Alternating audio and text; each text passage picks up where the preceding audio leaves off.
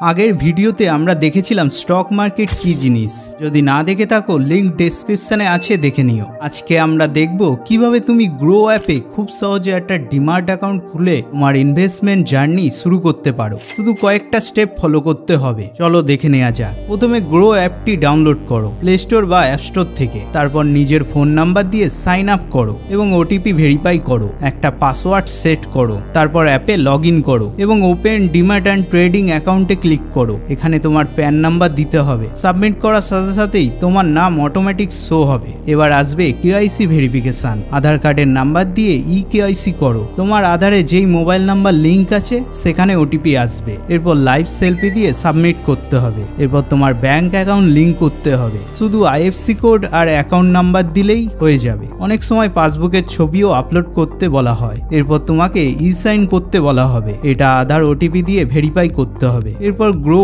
তোমার সব document verify করবে। সাধারণত 24 ঘন্টার মধ্যে অ্যাকাউন্ট অ্যাক্টিভ হয়ে যায়। অ্যাক্টিভ হলেই তুমি ইমেল বা নোটিফিকেশন পেয়ে যাবে। একবার অ্যাকাউন্ট অ্যাক্টিভ হয়ে গেলে তুমি চাইলে সরাসরি স্টক, ইটিএফ বা মিউচুয়াল ফান্ডে ইনভেস্ট করতে পারো। গ্রো অ্যাপে যে কোনো স্টক সার্চ করে বাই করে ক্লিক করলেই ইনভেস্টমেন্ট শুরু হয়ে যাবে।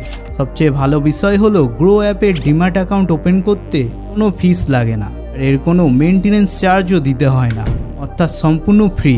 তাহলে দেরি কিসের? এখনই খুলে নাও নিজের ডিম্যাট অ্যাকাউন্ট আর শুরু করে দাও নিজের ইনভেস্টমেন্ট জার্নি। মনে রাখবে, শেয়ার মার্কেটে ইনভেস্টমেন্ট সম্পূর্ণভাবে নিজের রিস্কের ওপর। ইনভেস্টমেন্টের আগে অবশ্যই ফাইন্যান্সিয়াল অ্যাডভাইসারের সঙ্গে পরামর্শ করে নেবে। আর হ্যাঁ, ভিডিও ভালো লাগলে লাইক দিও, সাবস্ক্রাইব করো আর কমেন্টে জানিও তুমি কোন স্টক বা মিউচুয়াল ফান্ড দিয়ে শুরু করতে চাইছো।